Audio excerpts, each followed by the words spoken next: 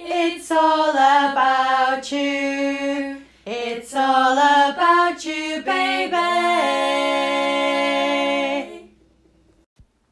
It was great to speak to Rachael Naylor, whose love for the stage and acting has taken her into an arena that she could never have dreamt of. Now a successful businesswoman, Rachael was mowed down by a cruel illness and tells us her story of how that happened and how she's rebuilding her life. One of the biggest topics we discussed here was depression and the hell that can cause, and along with some stepping stones to help you out of it. Let's listen in.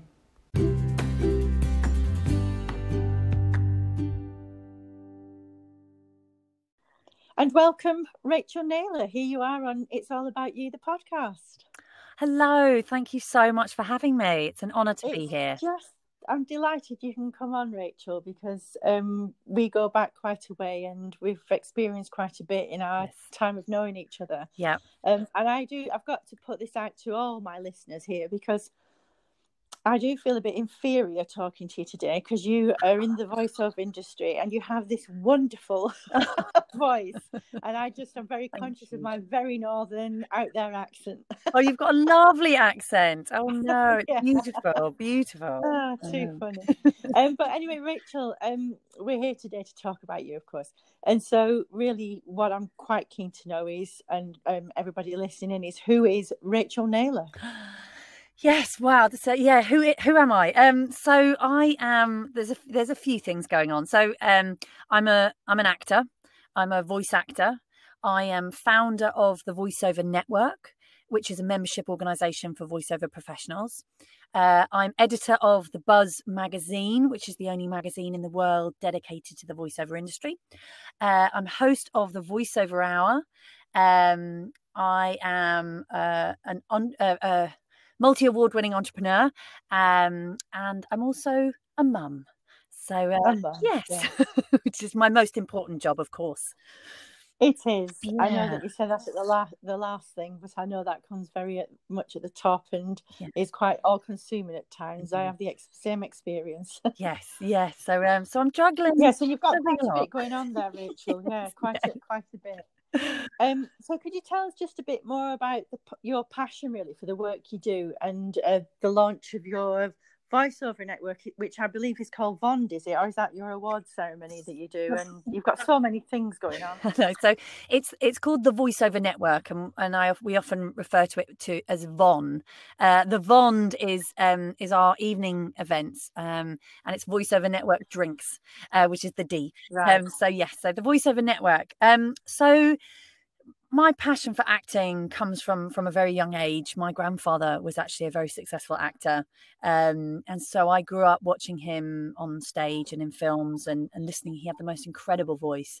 And so that's kind of where I fell in love with acting, and got into musical theatre as a teenager and singing and dancing. And then I went to drama school, got into Shakespeare and Chekhov and all that kind of stuff. And I've just always loved performing and acting. And then a couple of years out of drama school, found an online course about voiceovers. And we're talking just over 18 years ago.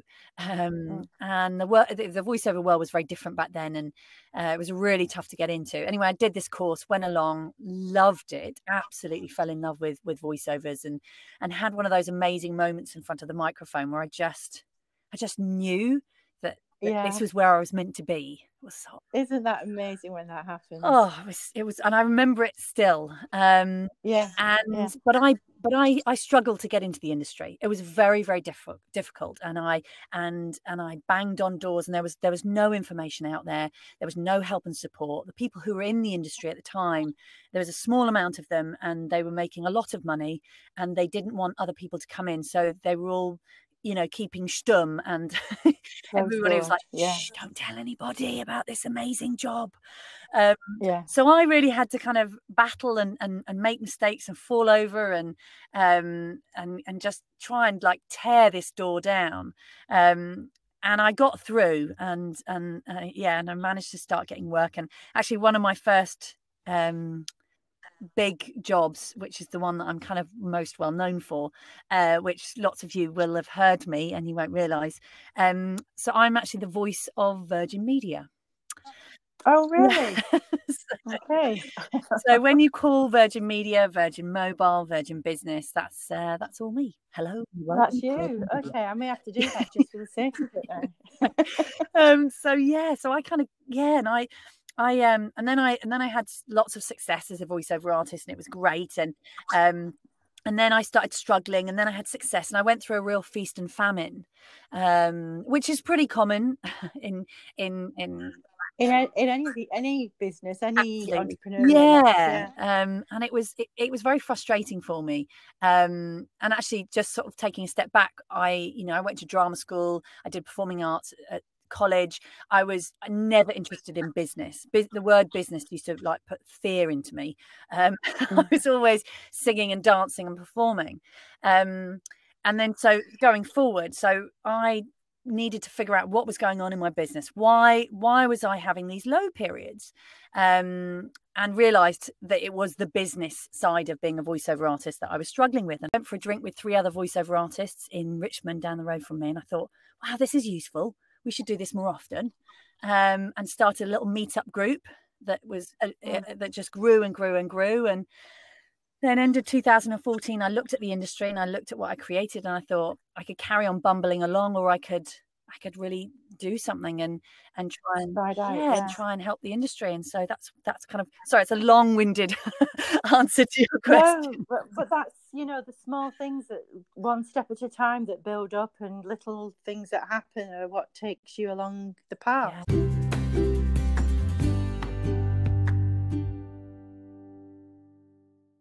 It's just nice now. I mean, I launched the Voiceover Network just over 5 years ago. And it was as a membership organisation in order to help support and strengthen the voiceover industry. And we now have members based all around the world. We just had a new member join in Japan, which blows my mind.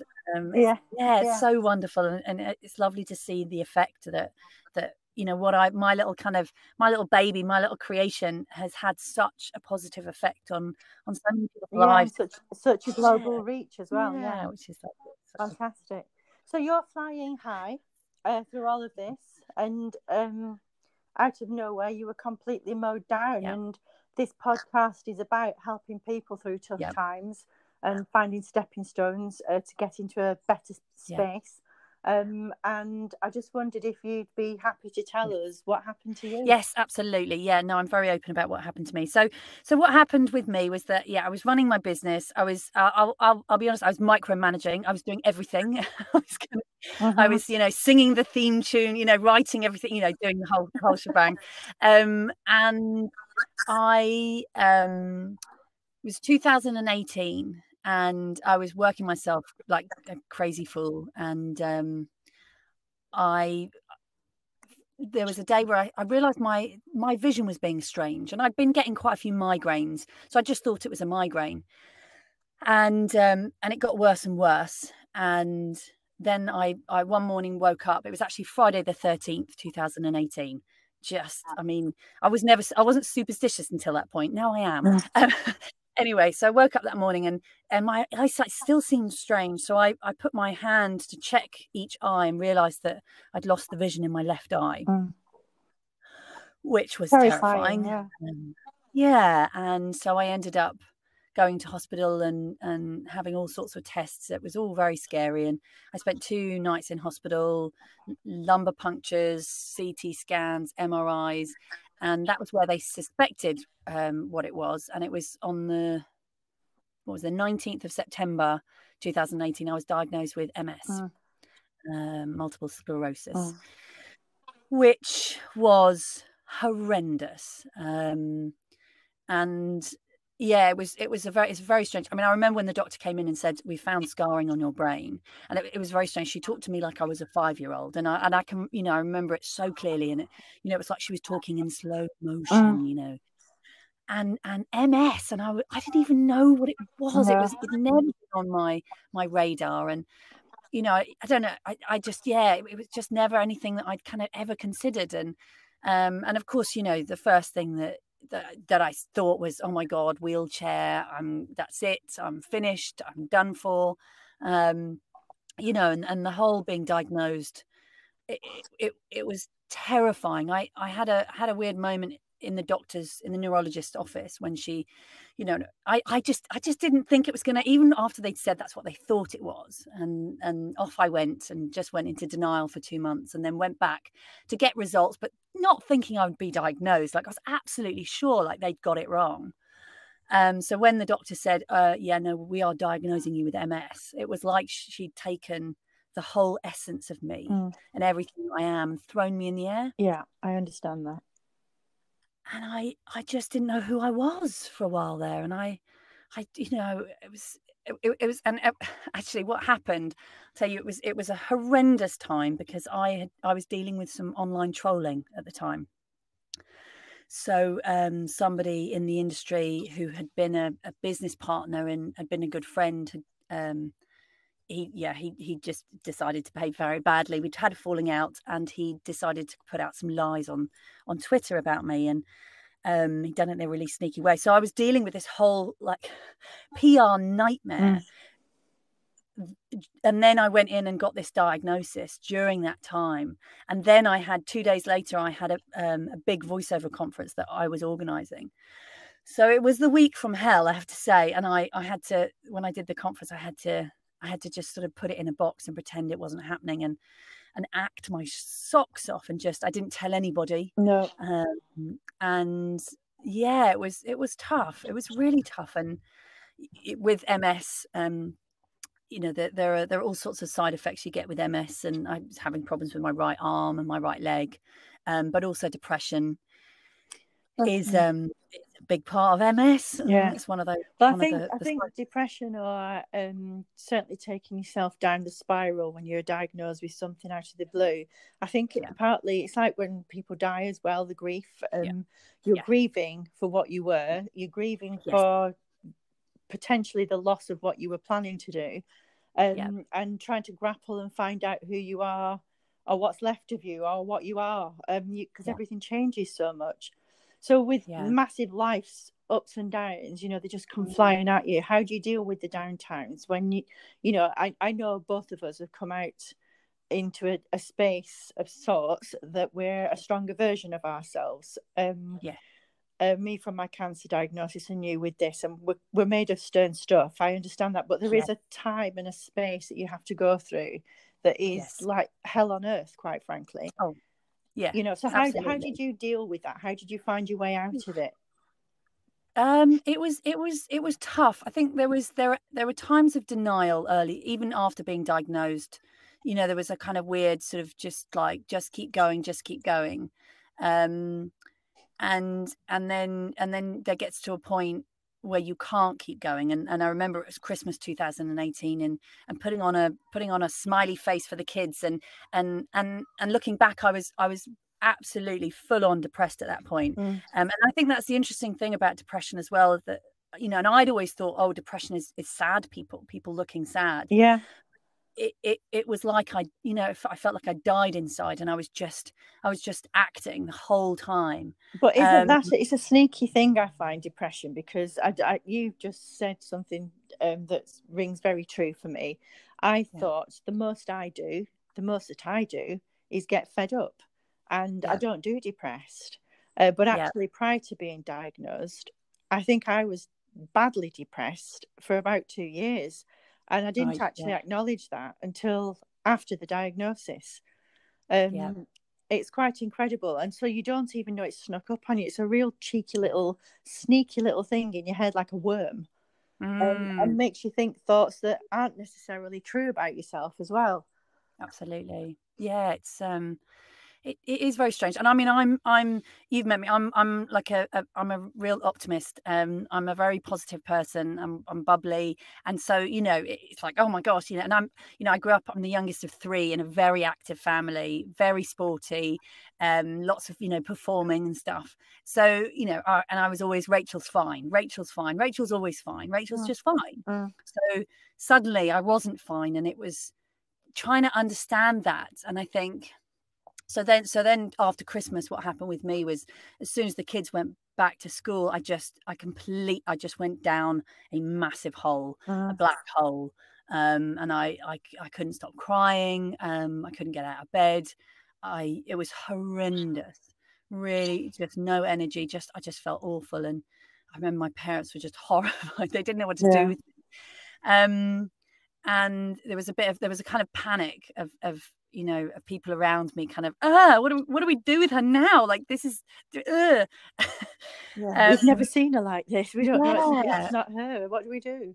And so I managed to get an emergency appointment with the GP, and I went and spoke to the GP, and she's like, oh yes, you are depressed. Here's some pills, off you go.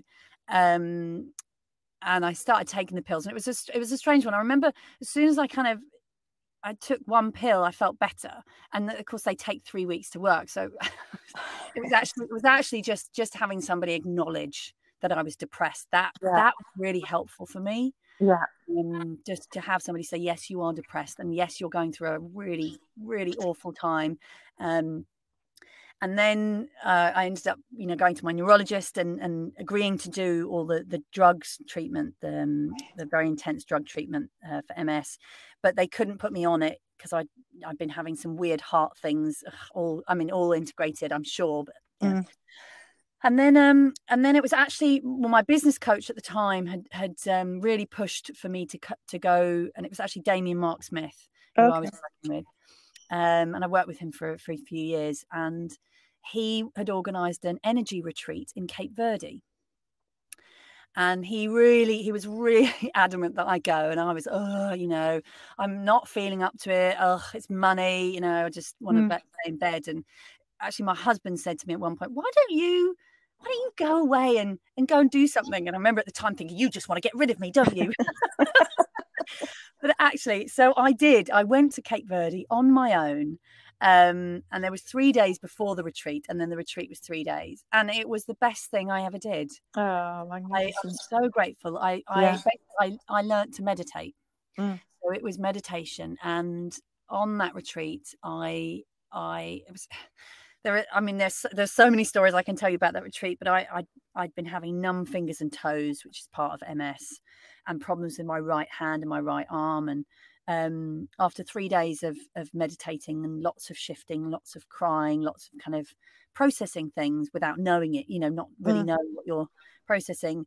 After 3 days, the feelings all came back in my fingers and toes. The pain in my hand went, and it was like a miracle. It was quite magical.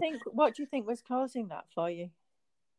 So I think we can create we create blocks within us. Not going too that woo for those of you, but I massively believe in meditation. That's what I use now as treatment. I'm not taking any of the drugs. I'm using meditation. So I was interested when you said you were given drugs as to how they'd worked, because I know they're great for some people, but I have a loathing of doctors that just sign people off onto tablets without actually giving them any support internally. It's internal support.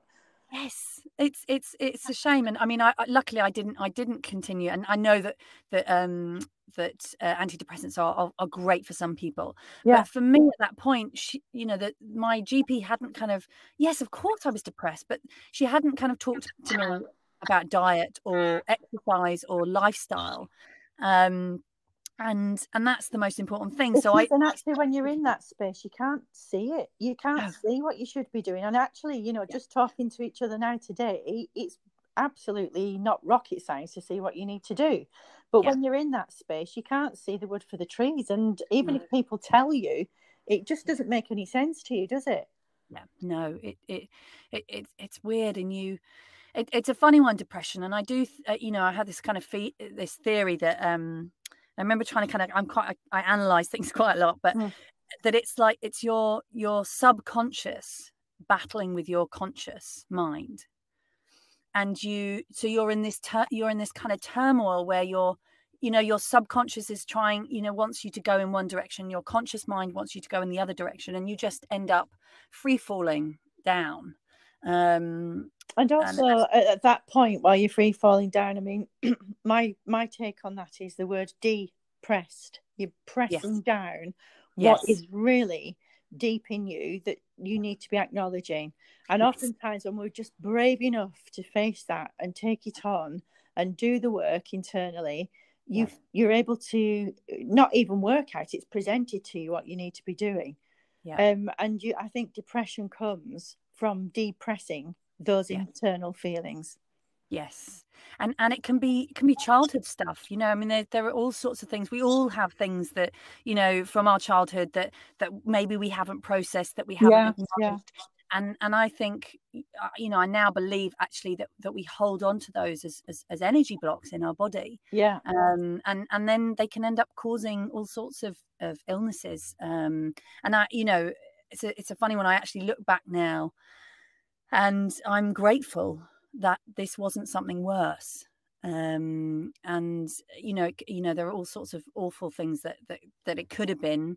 And MS is something, it's a, you know, it's not roses, and it's not fun. And there are days that are tough, and it's something that you know I have for the rest of my life. And I have to manage it. So things like my energy, I have to really manage that. And you know there are good days and bad days, but I'm pleased to say most days are good. And I feel like with food as well. So being a vegan, the vegan diet for me has just been just wonderful. So have you become vegan since you were diagnosed? So I've actually been a vegetarian since I was 10. Right. But I used to eat a lot of cheese. Okay. Like cheese. And it was on the retreat last year, so January 2019.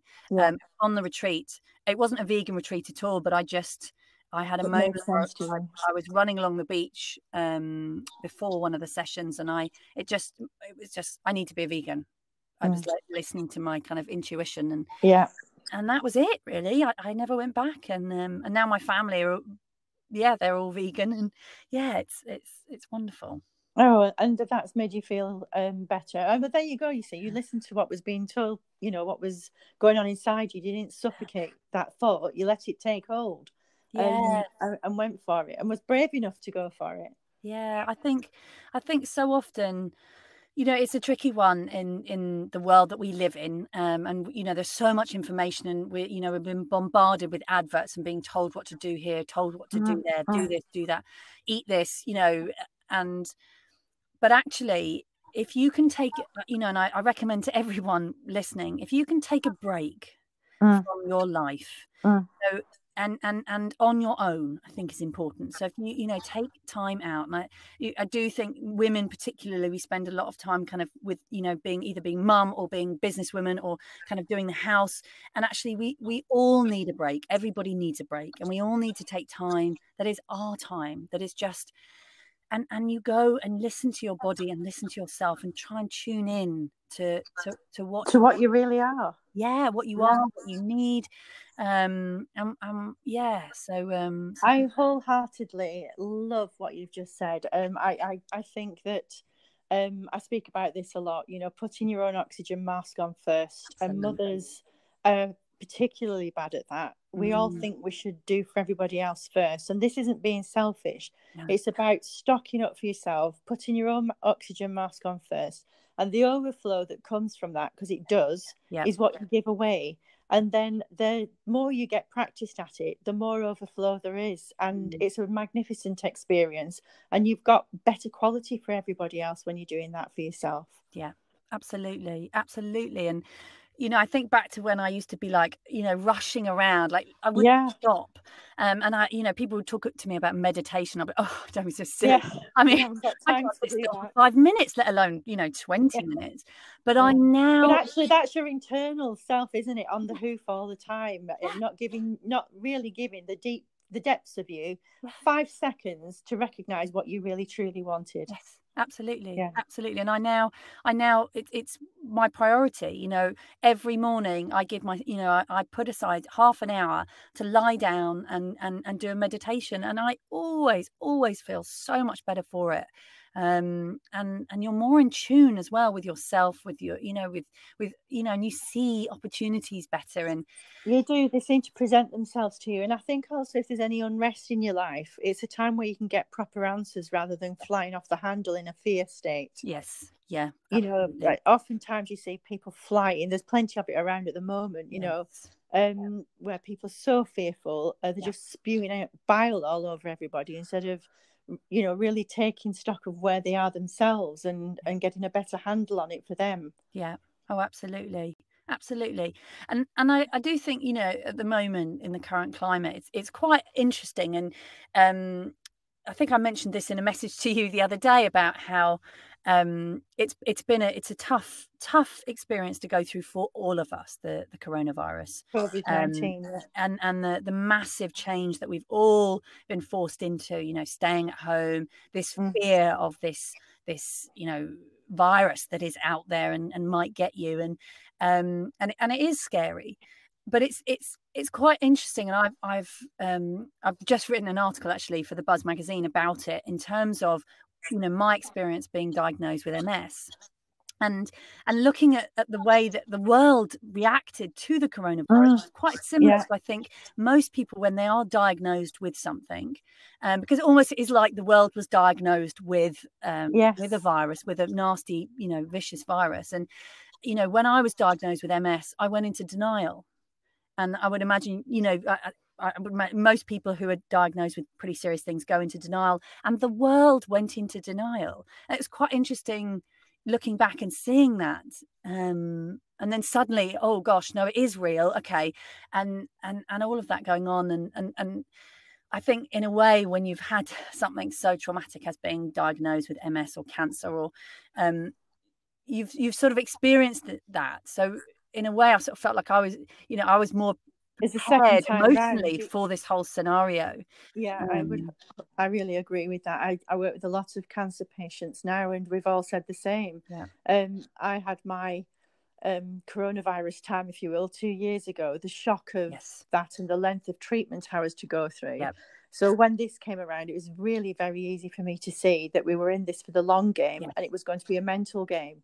And then to see some of my friends who were feisty and out there just crumbling at the first hurdle, and that was quite astonishing to me.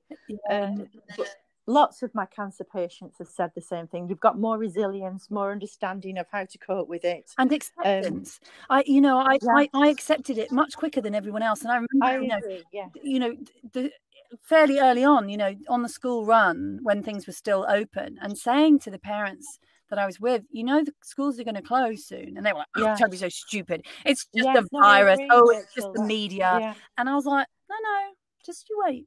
They're going to close." Because you can just see it, can't you? I was looking at some business beforehand, and I knew the pause button was going to have to be pressed, and everybody I was working with, everybody was just ploughing on. I thought, you've lost the plot here. This isn't going to happen.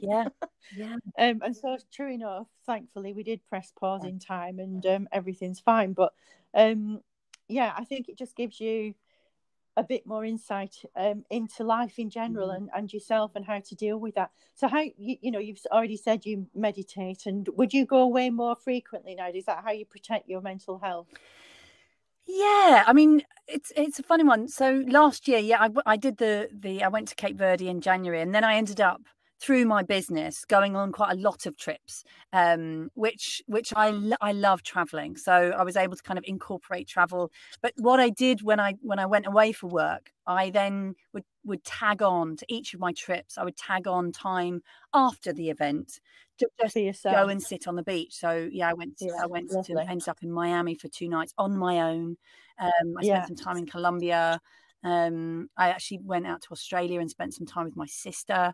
So I definitely took some time out last year, and I I just wanted to travel, and I think people, it was a funny one, because I didn't go public about my MS until it was September last year. So I did all this traveling, and everyone kept saying to me, "Oh wow, your life is so amazing. Look at you here, look at you there." And it was quite a weird one. And I got to a point and I thought, "Oh my God, I'm living a lie. This This is, you know, people just doing one. Well, it's kind of not a lie in a way, because I did the same as you, but I just wonder, while you were doing that, you were able to take stock peacefully and quietly on your own, whereas when you let it out to the world, everybody chips in kindly, but you've got this avalanche of well-wishing and people that are wanting to be involved or get involved with your life. And when you're first newly diagnosed, I didn't have a wafer-thin piece of paper space in my head. I just didn't. And I know, after listening to you early on with what you were saying, that was exactly the same for you. Yeah. And so I think you have to give yourself that space to acclimatise, don't you? Definitely. Yeah, because you've got to come to terms with it before you tell other people. You have. I don't know, but I had a massive sort of weird guilt, and I hated telling people, because I hated that reaction and the you know, the tears that would come, and then you consoling them, and you're like, wait a minute. Yes. Yes, always that. Yeah. So to wait until you're ready, and so I did do it, and I did it in quite a sort of, I had an event, and I was. You have to find a bit of strength, don't you? It's a different kind of strength to be able to deal with it. Yeah, and it was terrifying coming out, but I just felt like I didn't want to have a secret anymore, and I didn't want to feel like I was carrying around like, and then some people know and some people don't know, and and I thought, you know what, actually I'm just going to be open and honest, and you know, this is me, this is who I am, and so I put something out on Facebook, and the response was unbelievable. I couldn't even believe the amount of messages and love that was sent my way, and it was amazing, really amazing. But what it did, actually, and lots of people reached out to me and thanked me, because it made them feel like it was okay, that everything wasn't okay. I agree. I think that's a big thing you've just said there, because oftentimes we're gliding through life, and it's okay to accept that life is bloody messy at times. It is. And I think, especially on social media, you know, we choose what we put out there. And so it's very easy. You know, I was putting a lot of photos of me, you know, walking the red carpet in LA, and doing all these amazing, traveling to Colombia and going to Australia and doing this and doing that and smiling at parties. And then to come out and say, oh yeah, I'm doing all that, but also I also have multiple sclerosis, and I'm dealing with, you know, with a lot of other trouble that people don't see, and so I think we should all, you know, it's good to share, and it's good to be open, because especially when I'm quite, you know, in my industry, I'm very well known, and I'm quite a public figure, and it just sort of meant that it sort of opened it up for people to sort of say, oh, actually, gosh, yeah, we are all human. Or to say, yes, Rachel, me too. Yeah. You know, and you've got somebody else that you can connect with, and know that you've got somebody that immediately understands and gets what you're going through. Yeah, absolutely. Yeah. And so, you know, I always say, would I want cancer again? Absolutely damn well not. Am I glad I've had it? In a way, I am, for what it's taught me. Have you found that you've had big life lessons from it? Huge! Oh my gosh! Yeah, and it was funny, because there were moments. I think it was about 6 months into it, and somebody said to me, you know, I was part of a mastermind at the time, and I went and told them, and had a big old cry. And one of the women who's quite spiritual on the mastermind, she said to me, I don't want to be, but you're going to be thankful for this. And I was like, what are you talking about? You know, you want to punch a light out.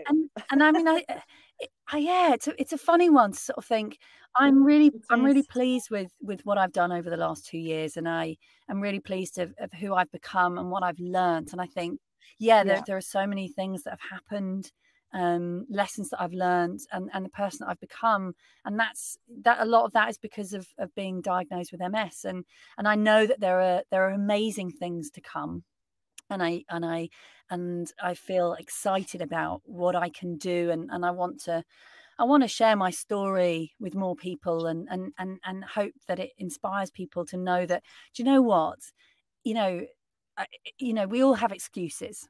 So we all have excuses as to why not to do something, why not to start a business, why not to follow your dreams. But but you've got to do it. You've got to do it because we all have things going on in our lives, and we've all got things, parts and excuses. dreams that have kind of been turned down, and it's about turning the dial back Absolutely. up, isn't it? And there are always going to be challenges in life, and all through our life, and there are going to be more challenges, and MS isn't going to be the only thing in my life. There are more things to come, and I know that. But we can't. But don't let things stop you. No, I would agree. I think it's made me more alive, I would say. Yeah. Yes. I think and more so. in tune, probably. It's made me braver and more in tune with who I am. And I think I made myself second best for many people. I went through a divorce, and I think that last 10 years of my life I was living on fumes. And I just don't feel like that anymore. It's fantastic. Yeah, which is... It just makes you... I mean, the reason I do this podcast is for people that are running on fumes and wanting to move themselves into a brighter space. I'd rather people understood that than have to have a serious illness to show it to them. Yes. Oh, absolutely. Yeah.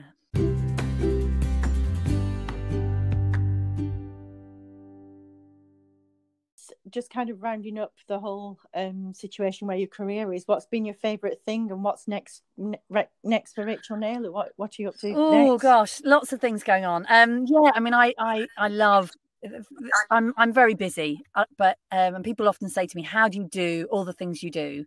And I love it. I absolutely love the voiceover network. I love the Buzz magazine. I love the voiceover hour. I love my voiceover career. So and of course I love being a mum. So I think that's the fuel, is that I love what I do. And I'll continue voice acting, and the voiceover network is going to grow and grow globally. But I think something that I love, that I want to pursue more, is motivational speaking. So yeah, public speaking, going to events and sharing my story, and that's something that is coming. That's coming down the line. Obviously, when events start happening again. Yeah, absolutely. We're all a bit parked at the moment, aren't we? Yeah. So that sounds fantastic, Rachael. I'm super, super delighted you could join us today. I'm sure that people have taken a lot away from that. And, I just wish you all the best. Thank you so much. Thank you. And thank you for having me. And thank you everyone who's listening. And I hope you're all safe and well wherever you are in the world. Thank you. Yeah. Thank you.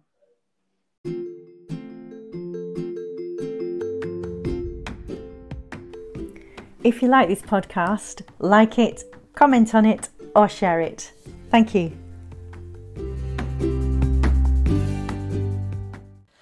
It's all about you.